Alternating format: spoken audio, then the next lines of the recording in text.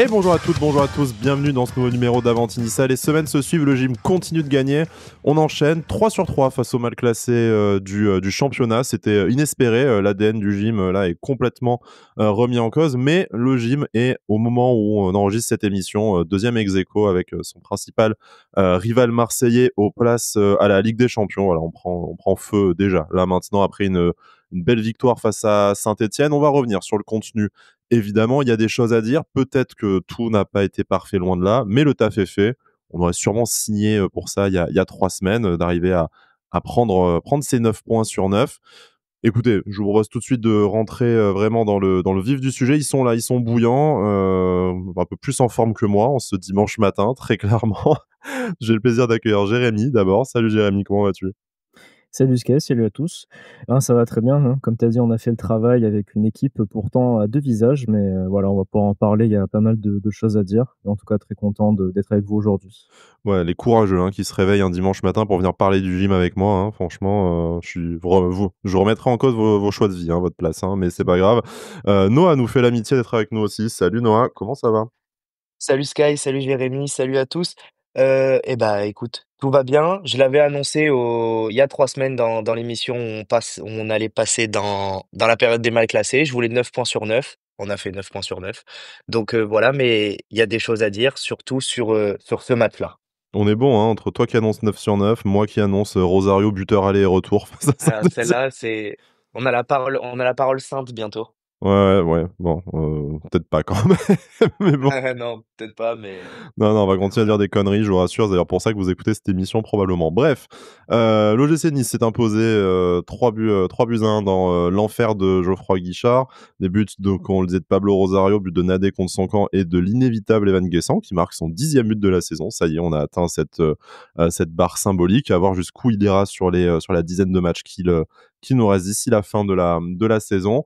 Un gym à 2 visages, comme vous le disiez. On en parlera avec cette première mi-temps qui est voilà, qui suscite quelques questions, on va dire, mais pas d'impact sur le résultat. C'est l'essentiel. Je voudrais juste qu'on fasse un petit point classement pour commencer, parce que désormais, on va commencer et terminer l'émission par des points classement. Je le disais, on est dimanche matin, l'Olympique de Marseille n'a pas encore joué son match face à Nantes, du coup, dimanche soir. Donc, pour ceux qui nous écoutent le lundi matin, passez ces 30 secondes d'émission. Mais on revient à 46 points, du coup, toujours 3 points d'avance sur Monaco, qui n'en finit plus d'être en crise, à marquer des triplés à tous les matchs. Mais ce qui est plus intéressant, c'est qu'avec la défaite de Lens, on prend notamment une belle petite avance sur la 8e place, donc cette première place supposément non européenne. On a 13 points d'avance, du coup, j'ai du mal à compter jusque-là. Donc, bref. Les semaines se suivent, la Coupe d'Europe qu'on semble continuer de se confirmer, de se préciser, reste à savoir laquelle. Mais messieurs, là, voilà, en passant ce triptyque de matchs extrêmement compliqué, en profitant des faux pas des équipes un peu moins bien classées que nous, l'OGC Nice est plus que jamais lancé sur une nouvelle saison européenne l'année prochaine. Et d'ailleurs, c'est peut-être pas pour rien que même en interview d'avant-match, d'après-match, certains joueurs commencent aussi à lâcher le mot Ligue des Champions. C'est quand même inédit dans l'histoire moderne du club. C'était plutôt l'Europe c'est dangereux ou on se contentera de la Coupe d'Europe qu'on aura. Là non, les gros mots sont lâchés immédiatement. Ouais, on a passé, on va dire une première bonne étape avec ces 3 matchs contre Saint-Étienne, Montpellier et Le Havre. Donc ça, c'est déjà une première bonne chose. Honnêtement, ça fait vraiment plaisir de voir qu'on a enfin une équipe qui arrive à prendre ses matchs, par le bon bout, même si hier la première mi-temps n'a pas été très bonne. Sur l'ensemble des 3 matchs, l'équipe a fait ce qu'il fallait. Donc ça, franchement, ça fait plaisir, hein, parce que chaque année, c'est un peu la même histoire. Donc là, pour l'instant, ça se répète pas et c'est une très bonne chose. Que les joueurs, commencent à parler de la Ligue des Champions, c'est une très bonne chose, je trouve, parce que ça montre les ambitions et étonnamment, après, ça se retrouve sur le terrain. C'est bizarre quand on se fixe des objectifs, étonnamment, on y arrive un peu mieux. Tu Donc ça, n'arrives toujours c'est pas à atteindre tes objectifs, mais au moins tu essayes de les poursuivre quand voilà, tu en au as, moins quoi. Enfin, tu essayes de te donner les moyens de les atteindre, donc ça, c'est une très bonne chose. Voilà, ce qui est bien, c'est que sur cette phase, avec ces 3 matchs-là et aussi depuis le match contre Lens, en fait, comme tu l'as dit, là, on a pris énormément de points d'avance sur la zone non européenne. Donc voilà, non, là, on y est quasiment de toute façon en Coupe d'Europe, hein. Depuis le match contre Lens, qui était un premier tournant, on a quand même mis 12 points et eux 0. Donc voilà, on a fait le travail par rapport à eux. On verra aussi après les matchs. Il y a un Lyon-Brest tout à l'heure aussi qui va être intéressant. Donc voilà, on a fait le travail pour, je pense, pour les Coupes d'Europe en général. Et comme je l'avais dit dans la précédente émission, il faut que ça nous serve pour pouvoir avoir moins de pression pour aller chercher de la Ligue des Champions. Donc il y a encore des choses à corriger, je pense, pour avoir la Ligue des Champions. Mais on est en bonne posture. Donc à nous de continuer à faire de bons résultats, en tout cas, comme on est en train de le faire. Ouais, tous les points d'avance ne seront plus à prendre. Ça met la pression sur nos poursuivants, notamment Lille, par exemple, qui a, un calendrier en plus, un peu plus chargé avec la Ligue des Champions, dès cette année et puis un petit gap qui se fait déjà même sur, au-delà du top 5, même si bon, ça sera à relire en fonction du résultat de Lyon-Brest, effectivement et puis on en parlera en fin d'émission, du match face à Lyon qui nous attend le week-end prochain. Noah, sur ce premier gap qui commence à être fait. J'ai parlé en termes de points. On a plus 21 de différence de but aussi. Je trouve ça proprement hallucinant. Et effectivement, ça te fait au moins un point de plus que tes poursuivants au-delà de la cinquième place également. Bah, tout à fait. C'est que j'ai le classement sous les yeux. On a 5 points d'avance sur Lille. Bon, 3 points d'avance sur Monaco, mais tu l'as dit, Sky, Monaco est en crise à force de mettre des triplés et des quadruplés tous les week-ends. 10 points d'avance sur Lyon. Enfin, vraiment, le chemin est tout tracé. Et puis, je me suis attardé sur le calendrier à venir de Nice. En termes de grosse équipe, sur la phase retour, il reste à jouer Lyon le week-end prochain. Il reste à jouer Monaco en fin de mois et il reste à jouer le PSG. Après le Ouais. reste, c'est des équipes bon, il reste Nantes à jouer. Il reste Nantes à jouer, attention, à se méfier de cette équipe Le plus nantaise. compliqué, Mais, le plus compliqué, ouais. le plus compliqué au final de tous ceux que j'ai cités. Mais voilà, non, franchement, très fier de ce qui est mis en place par Francaise. On le répète, hein, toutes les émissions, on en fait des éloges de cet entraîneur, mais c'est vraiment phénoménal ce qui se passe et comme l'a dit Jérémy et comme tu l'as dit Sky aussi, c'est, très bien que les joueurs commencent à parler de Ligue des Champions, dans les médias à travers, les sorties, à travers les conférences de presse et cetera. C'est vraiment, génial. Ça montre la hauteur des objectifs.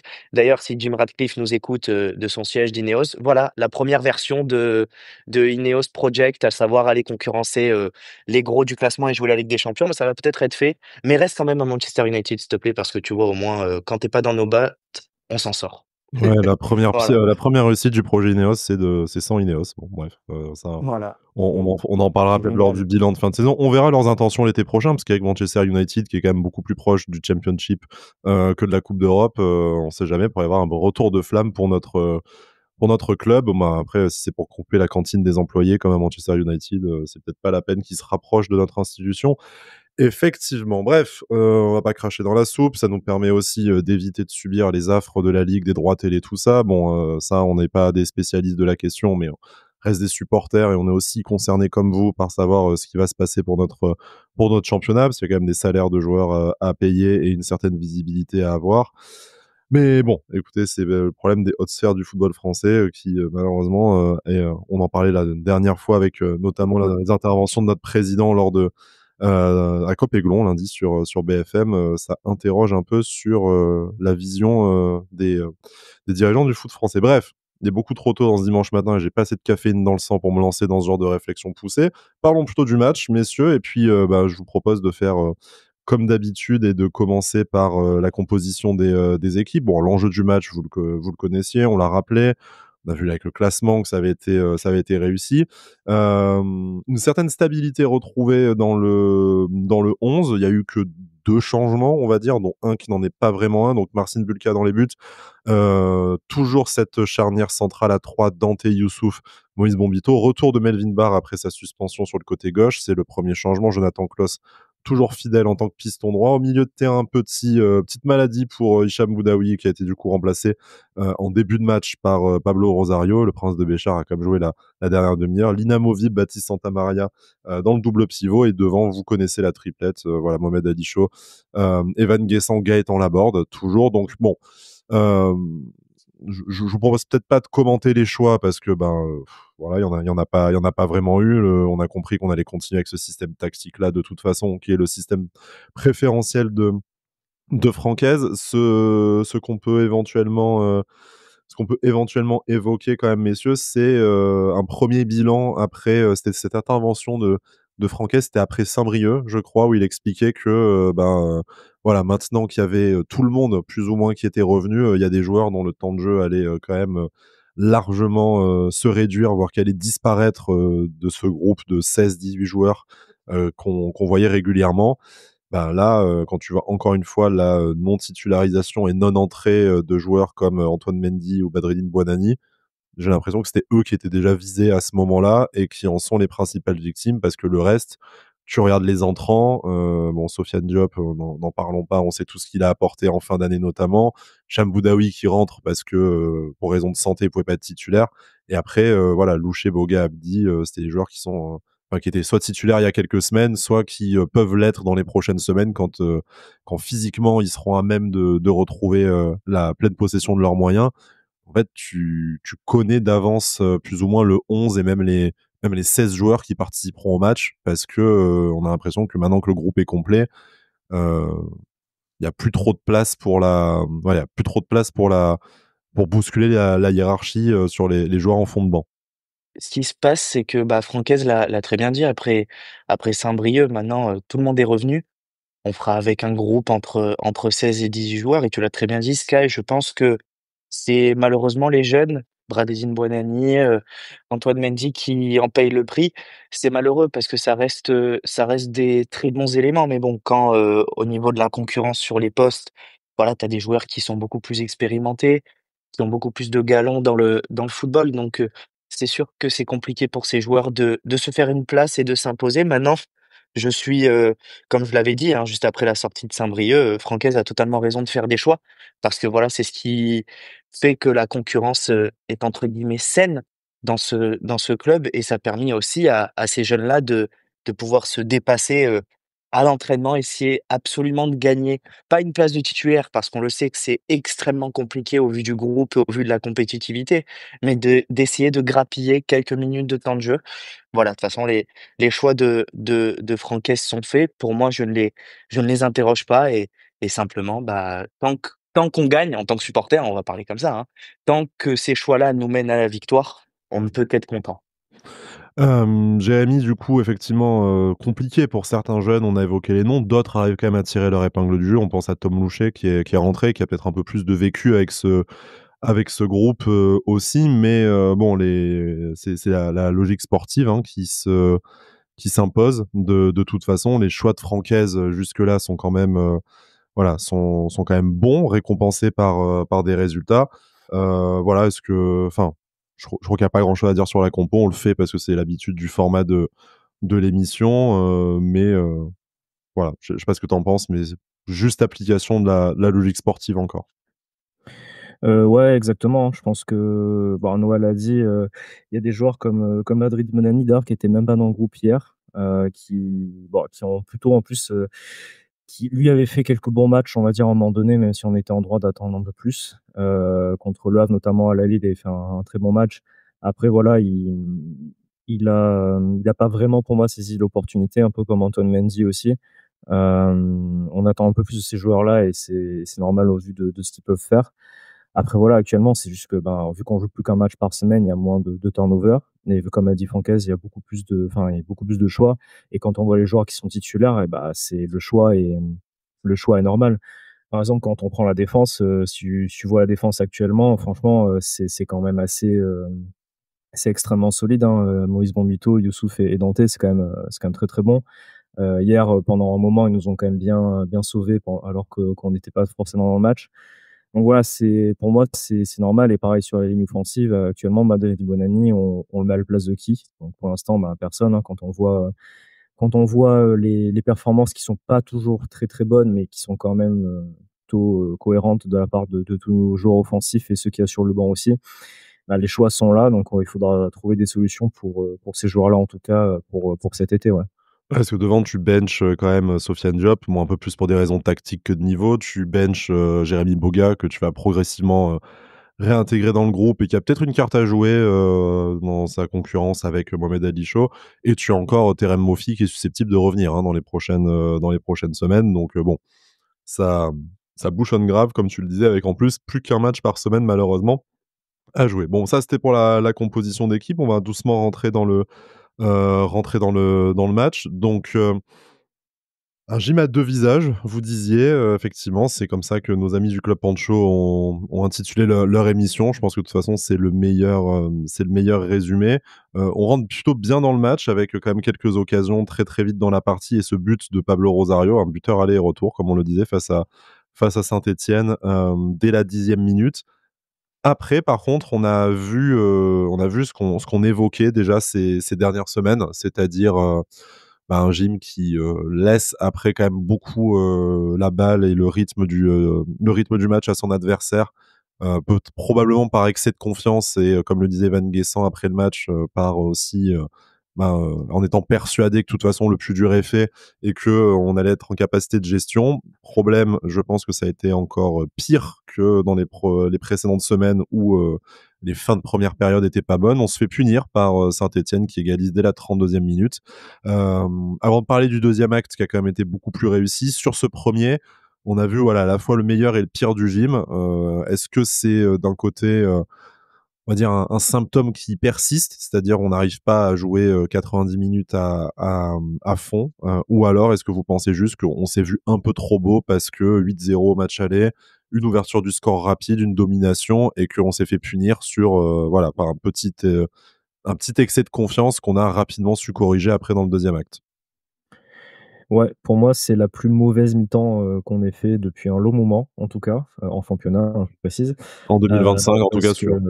ouais, ça c'est sûr. Pour moi, c'était vraiment plus que les derniers matchs où il y a eu quelques phases, comme on l'avait dit, où c'était un peu moins bien et où on aurait un petit peu plus enfin, on aurait pu plus s'appuyer pour augmenter, augmenter le score, on va dire.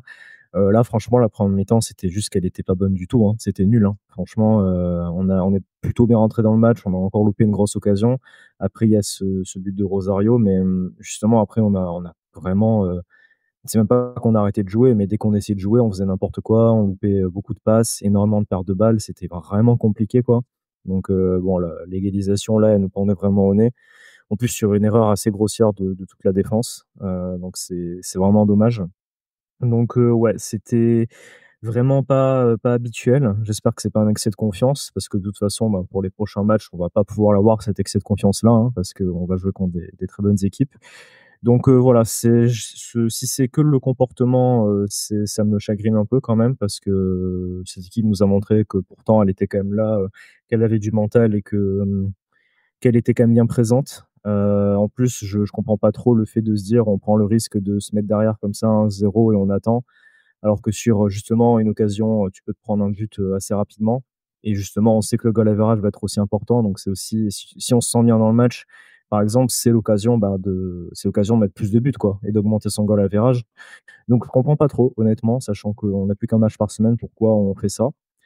J'espère qu'hier ça nous a servi de leçon donc et que ce sera la dernière fois parce que ça fait quand même plusieurs fois qu'on en parle dans les émissions. En tout cas, voilà, Francaise a eu les mots à la mi-temps pour, un peu remobiliser tout le monde et ça a été c'est une bonne chose que l'équipe ait réagi. Après, voilà, j'espère que justement ça servira de leçon, mais en tout cas, je pense aussi que les joueurs ont eu un peu de mal à entrer dans le match. Il y a quand même beaucoup de joueurs qui sont passés à côté la première mi-temps. Là, j'en compte vraiment, 2 ou 3 qui étaient, vraiment dans le match en première mi-temps et qui étaient vraiment, très présents, quoi. Noah, cette première période, c'est, encore plus compliqué que les précédentes, face au Havre et face à Montpellier. On disait qu'il y avait quand même eu un coup de mou au moment où on aurait pu, tuer le match et que finalement, les choses s'étaient décidées en deuxième période. Là, c'est encore le cas. On s'est même fait cette petite, on va dire cette petite frayeur, hein, c'est même un peu plus que ça avec l'égalisation, stéphanoise à la demi-heure de jeu comme je le disais. Jérémy dit que bon, ça serait bien que ce soit la dernière fois parce que très clairement, autant ça passe face aux 3 derniers du classement, ça passera peut-être pas face à Lyon et face à Monaco dans les prochaines semaines. Est-ce que pour toi c'est, juste, un moindre investissement et une tentative de gestion qui, d'un autre côté, on est obligé de dire qu'elle fonctionne puisque tu fais 9 sur 9 et on va logiquement retrouver un gym beaucoup plus performant sur 90 minutes, comme on a pu le voir dans des, plus gros matchs face à Lens ou face à Marseille, par exemple, en 2025. Ou est-ce que pour toi, c'est une question de voilà, c'est la question est autre, sur une question de motivation? J'aurais du mal à trouver, voilà, trouvé ça normal avec la Ligue des Champions à aller chercher. Francaise, visiblement, vu sa gueulante à la mi-temps, avait aussi des choses à dire sur ce sujet. Mais comment est-ce que tu analyses voilà, cette baisse de régime soudaine en première période après avoir ouvert le score? Simplement, comment je l'analyse, moi? C'est que, bah, c'est une équipe de Nice qui s'est présentée à Geoffroy Guichard, je pense, avec un petit excès de confiance. On va pas dire avec un gros excès de confiance où on s'est pris pour, le grand Barça des années 2010. Non, il y a eu un petit excès de confiance. Je pense que les joueurs ont vu le résultat à l'aller et du coup, ils se sont dit: «Bon, on va y aller tranquille, on va, essayer de poser notre jeu, de faire notre jeu», mais pendant 45 minutes, on rentre à un partout après la première période et simplement, c'était une équipe d'endormis. Je pèse pas mes mots, c'était vraiment une équipe d'endormis. Les transmissions, c'était pas rapide du tout. Ça ratait une passe toutes les 30 secondes. Il y avait zéro construction. C'était vraiment compliqué à regarder. Jérémy a souligné, une 1 mi-temps, désastreuse, peut-être la pire première mi-temps, depuis très longtemps et je le rejoins totalement dans ses propos. C'était, heu, c'était extrêmement compliqué à regarder. Ils étaient, on dirait, sous calmant. C'était grave, c'était lent, au ralenti comme, bah, je me base sur ce que j'ai vu, précédemment, alors que c'était Montpellier, c'était Le Havre, mais le match de Lens qui était un déclic où vraiment, bah, Lens n'a pas vu le jour, quoi. Lens n'a pas vu le jour, c'était rapide, c'était fluide, il y avait du jeu et cetera.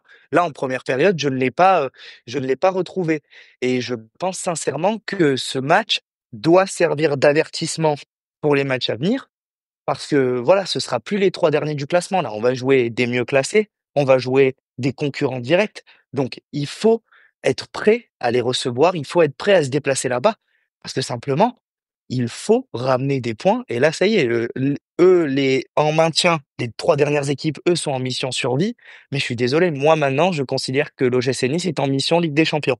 Donc il faut pas perdre ces points-là et surtout ne pas choisir ses matchs.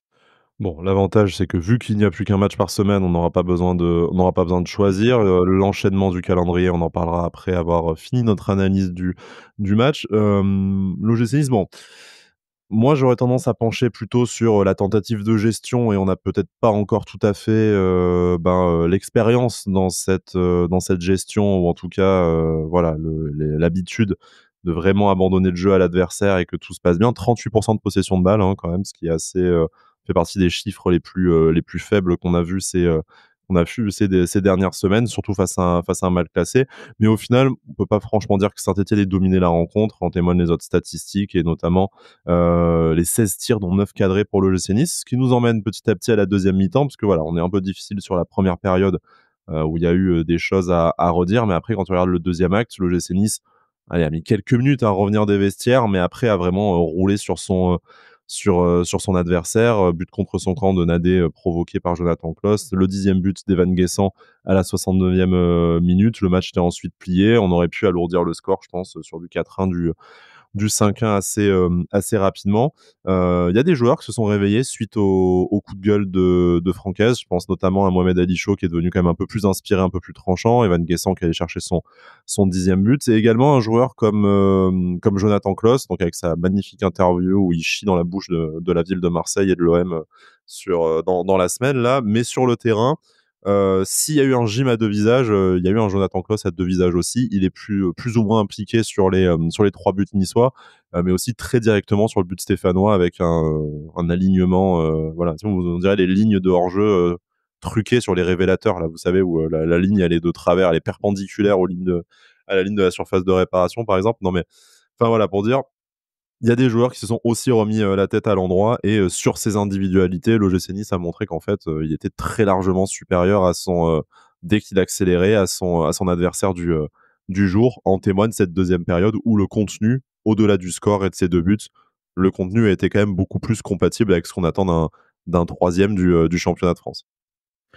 Ouais, clairement, on est revenu à ce qu'on savait faire, hein, justement, comme le disaient à un moment donné les commentateurs sur beIN Sport, on est revenu à un jeu qui avait l'air, en tout cas, plus simple, parce qu'on a retrouvé un peu plus de maîtrise technique, un peu plus de motivation aussi, mais en tout cas un peu plus de maîtrise dans le match. On a vraiment plus pris le jeu à notre compte Il y a aussi un arrêt très important de Marcin Bulka en début de seconde mi-temps où il y a encore un partout. Donc peut-être que s'il n'arrête pas, il fait pas ce bel arrêt, la mi-temps aurait été différente. Mais en tout cas, on est mieux rentré. Tu l'as dit, il y a des joueurs qui sont un peu plus, qui sont arrivés vraiment avec d'autres intentions. Justement, je pense à Mohamed Ali Chaud, mais il n'y a pas que lui, hein, c'est quasiment toute l'équipe.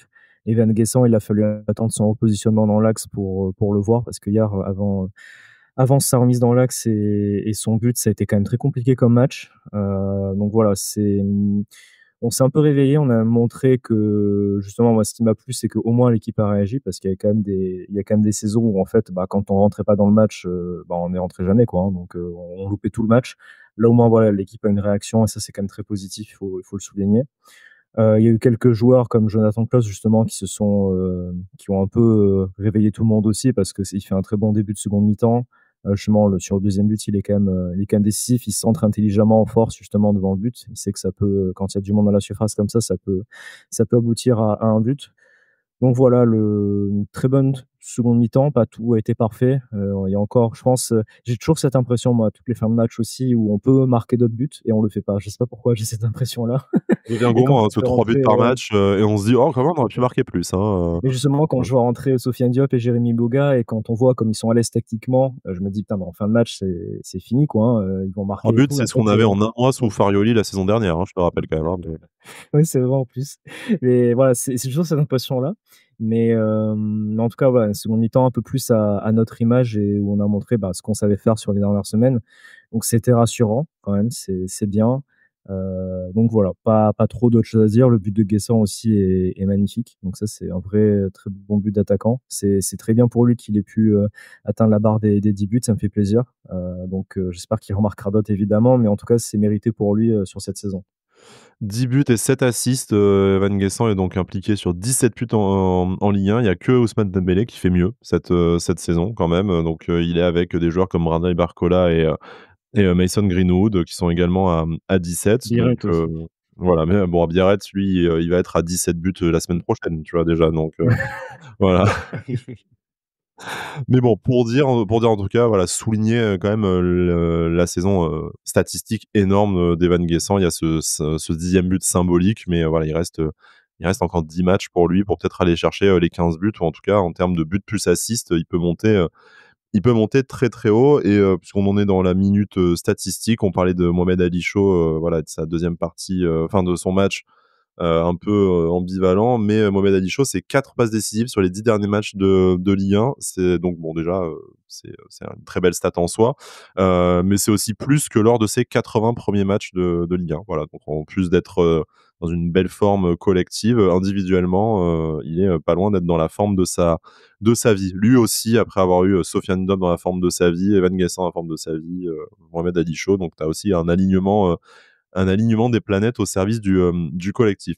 Noah, du coup, sur cette deuxième période, le gym a juste accéléré, s'est remis à son niveau, et du coup, il y avait plus de match. Tout à fait, Sky. Vraiment, une fois que l'OGC Nice accélère et surtout sur cette saison-là, bah, voilà, ça fait mal et pour une fois, pour une saison, on est tranchant offensivement. Tu as souligné l'époque, Farioli, 3 matchs en un mois. Là, c'est limite 3 buts par match, donc ça fait un peu plaisir. Mais tout ça pour en revenir sur le fait que, franchement, je trouve que les entrants ont pas tant apporté que ça dans le match. Je pense que c'est surtout la gueulante de Francaise à la mi-temps qui a apporté dans le match plus que les entrants et plus que les choix tactiques. Parce que vraiment, il fallait remettre, de l'ordre, il fallait remettre du charbon dans la machine et c'est ce qui a été fait, pendant la causerie, de la mi-temps. Simplement, voilà, quand Nice accélère, Nice fait mal et Nice est tranchant. Voilà, maintenant il faut continuer sur cette voie-là parce que comme je l'ai dit, avant que Jérémy reprenne la parole, il faut passer en mode, survie Ligue des Champions parce que, ça y est, il y en a marre de l'attendre cette musique dans l'Alliance Riviera, on la veut, hein. On la veut, à défaut d'un titre, ayons au moins les étoiles de la Ligue des Champions. C'est vrai qu'on y a un peu goûté, face à Naples il y a tant d'années maintenant, mais on mérite de On y a l'avoir un peu goûté 1 plus. minute 30. Ouais, voilà, 1 minute 30, voilà, le temps le temps de tous filmer ce moment et puis après Exactement. on n'y était plus, même déjà sur le terrain. Bon, ça sera peut-être pour la saison prochaine. Ne nous projetons pas autant. Il reste quand même 10 rencontres. Est-ce que avec votre autorisation, on peut clôturer cette page Saint-Étienne-Nice et se projeter sur les prochaines rencontres justement qui vont nous mener sur la route des étoiles? Jérémy, Bien Noah? sûr, Allez, bah, bien c'est sûr. parti. On a Alors tout dit. on passe à la suite. Du coup, on a passé ce cap des 3 mal classés en prenant, finalement, 9 points sur 9. Donc, voilà. 4 victoires d'affilée en championnat et toutes compétitions confondues de toute façon, pour l'OGC Nice. Maintenant, ce sont 4 matchs à domicile d'affilée qui nous attendent, messieurs. C'est quand même, anomalie du classement. Bon, 3 à l'Alliance Riviera et 1 au Louis II, mais 4 matchs à domicile quand même. Donc réception de Lyon le week-end prochain, réception d'Auxerre ensuite. Auxerre qui connaît un petit coup de mou ces dernières semaines, qui est repassé en deuxième partie du classement, mais qui nous avait battu au match aller.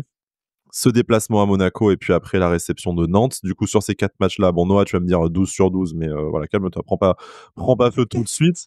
L'enjeu, je pense, même s'il ne faudra pas laisser de points face au mal classé, encore une fois, avec ces réceptions d'Auxerre et de Nantes, c'est bien entendu ces confrontations directes face à nos concurrents à l'Europe. Alors, concurrents au podium et la Ligue des Champions pour Monaco, concurrents aux places européennes tout court pour Lyon. Donc dès la semaine prochaine, réception de l'OL. On va pas revenir sur le contexte du match aller, par pitié, mais on sait que voilà, ça sera pas fait mathématiquement, mais si tu écartes Lyon définitivement de la course au podium, voilà, là tu peux leur mettre un bon 10 points d'avance à 9 matchs de la fin, peut-être plus en fonction de leur résultat du jour face à Brest. Donc en fait, ce match face à Lyon, c'est quasiment un moyen de t'assurer une place dans le top 5. C'est un peu le même tournant que contre Lens, pour moi, où justement, quand on a battu Lens, on a réussi à, bah, déjà à les écarter un petit peu, puis après, ils ont perdu tous leurs matchs derrière aussi, donc ça nous aide bien. Mais pour moi, c'est un peu une finale comme contre Lens, c'est-à-dire que, ouais, si comme tu l'as dit, hein, si on arrive à battre Lyon, on s'enlève encore et encore de la pression pour la Coupe d'Europe et on peut vraiment se focus sur les résultats de Lille, Monaco, Marseille, par exemple. Donc ça, c'est une bonne chose. En fait, pour moi, sur les prochains matchs, la donnée qui est vraiment ultra importante, en fait, et qui change beaucoup de choses, bah, c'est que ces matchs-là, ils sont à domicile, en fait, pour Lyon, Auxerre et Nantes. Et Monaco. C'est Voilà. Oui, oui. Bon, après, oui, techniquement, c'est à l'extérieur, mais voilà, on sait. C'est que ces matchs-là, ouais, ils sont vraiment à domicile. Quand on connaît notre capacité à être bon à domicile et solide, en fait, pour moi, ça change tout. Parce que là, si tu m'avais dit: «Bon, on va à Lyon, on va à Auxerre, on va à Nantes», Oui, je t'aurais dit: «C'est pas la même». Surtout que tu voilà, prenais 4 points sur les 3 matchs, heu, t'étais content quoi, mais bon. voilà, c'est ça. On sait qu'en plus, c'est vraiment ces équipes-là chez elles, elles sont vraiment, plus en forme, on va dire. Là, pour moi, le fait qu'on soit à domicile, c'est vraiment un gage de confiance pour nous, en fait. C'est pour moi, par exemple, le Nice-Lyon la semaine prochaine, pour moi, on est, légèrement favori de ce match-là. Surtout qu'il ne faut pas oublier que Lyon joue jeudi à Bucarest en Ligue Europa. Donc voilà, ça va être un déplacement pour eux, un match en plus. C'est le bon moment pour les jouer, je pense, avec ce match en Ligue Europa pour eux. Donc ça serait voilà, bon, c'est évident ce que je veux dire, hein, mais ça serait une très bonne chose de gagner contre Lyon pour avoir un peu moins de pression, encore et encore. Donc voilà, moi sur les prochains matchs, j'ai quand même envie qu'on se montre ambitieux, surtout que voilà, hein, il y a des joueurs qui vont revenir. Ben là, en plus, Boudaoui n'était pas là, comme tu l'as dit au début de match, parce qu'il était malade, mais voilà, il sera sûrement, disponible pour être titulaire au prochain match complètement, donc ça, c'est cool. Donc voilà, comme d'habitude, en fait, tous les feux sont ouverts. Donc à nous de continuer à être le plus pragmatique possible aussi et à prendre vraiment, chaque match sérieusement et du mieux possible. Noah, de la même manière que la victoire face à Lens, alors bien sûr, c'est pas le cas mathématiquement, mais entériner plus ou moins, ta place dans le top 7 et du coup ta course à la Conference League. Est-ce que là, cette rencontre face à Lyon, si le vent tourne en notre faveur, ça n'entérine pas ta place dans le top 5-6 et du coup, ta place en Europa League? Ça me fait rire Sky quand tu parles de la course à la Conference League. Ça, c'est une course qu'on Eh mais aurait je suis une fait génération, on a il y a l'habitude de regarder derrière. Déjà, exactement. je vous ai pas dit: «On a 46 points, on est maintenu». J'ai fait un gros effort sur moi-même, Non, tu vois? Mais c'est vrai que là, avec les 9 points, on a assuré notre maintien aussi, hein, donc non, mais c'est vrai, et c'est très drôle de parler de ça parce que on a l'habitude avec l'OGC Nice tu l'as dit, de regarder derrière. Et pour une fois, on peut arriver à se projeter et regarder devant. Moi, en faisant une analyse, réaliste de la situation, messieurs, vous me direz, je pense que la «finale» entre guillemets du championnat pour les hauts dirigeants niçois, ce sera ce match-là contre Lyon.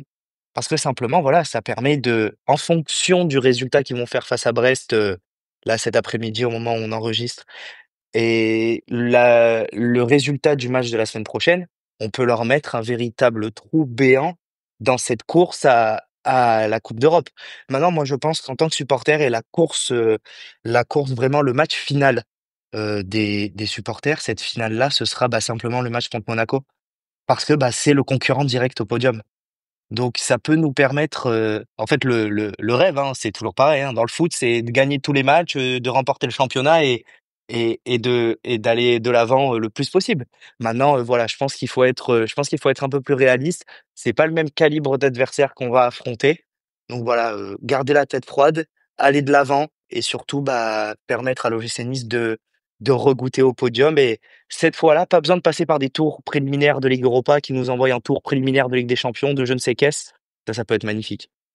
Bon, on espère en tout cas, il y a des choses qui vont se jouer, bon, toutes les semaines, hein, parce que c'est gentil si tu gagnes face à Lyon et Monaco, mais que tu perds face à Auxerre et Nantes, mathématiquement, Ah, Nantes. c'est Ah oui, pareil. c'est vrai, j'avais oublié. Nantes, c'est la Ligue N'oublions des pas, Champions. voilà, n'oublions pas Nantes, c'est probablement ça qui va nous faire basculer en Ligue des Champions ou pas.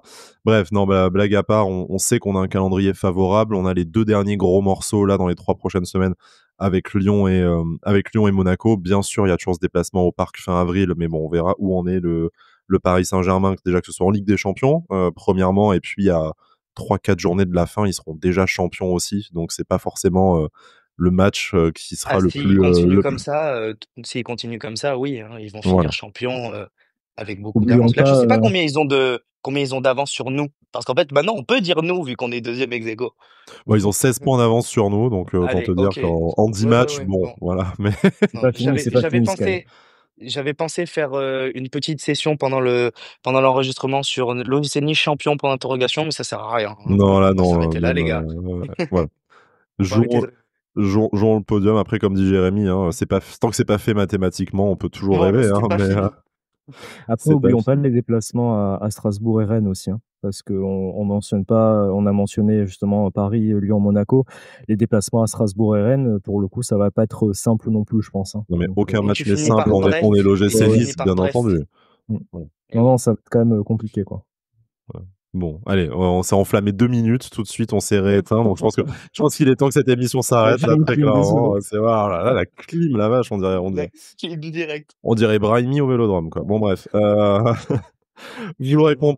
Vous l'aurez compris, on est quand même assez optimiste pour les prochaines semaines parce que l'OGC Nice nous donne des raisons de l'être. Attention quand même de ne pas reproduire des premières périodes comme ces dernières semaines et surtout celle à Geoffroy Guichard parce que Lyon et la Ligue ne nous le pardonneront pas de toute façon. Donc voilà, le boulot est continue à faire à la maison. L'invincibilité à domicile, si elle perdure dans les prochaines semaines et ces 4 matchs, comme on le disait à la maison, et ben du coup, ça nous permettra de voir vraiment beaucoup plus haut. D'ici là, essayons déjà de récupérer tout le monde, de passer une bonne semaine et puis on se retrouve probablement lundi soir prochain pour l'émission, pour débriefer, on l'espère, une nouvelle masterclass des Aiglons à domicile face aux Gones. Bonne semaine à tous, merci d'avoir été avec nous et Issa Nissa. Issa Nissa. Et Stanissa.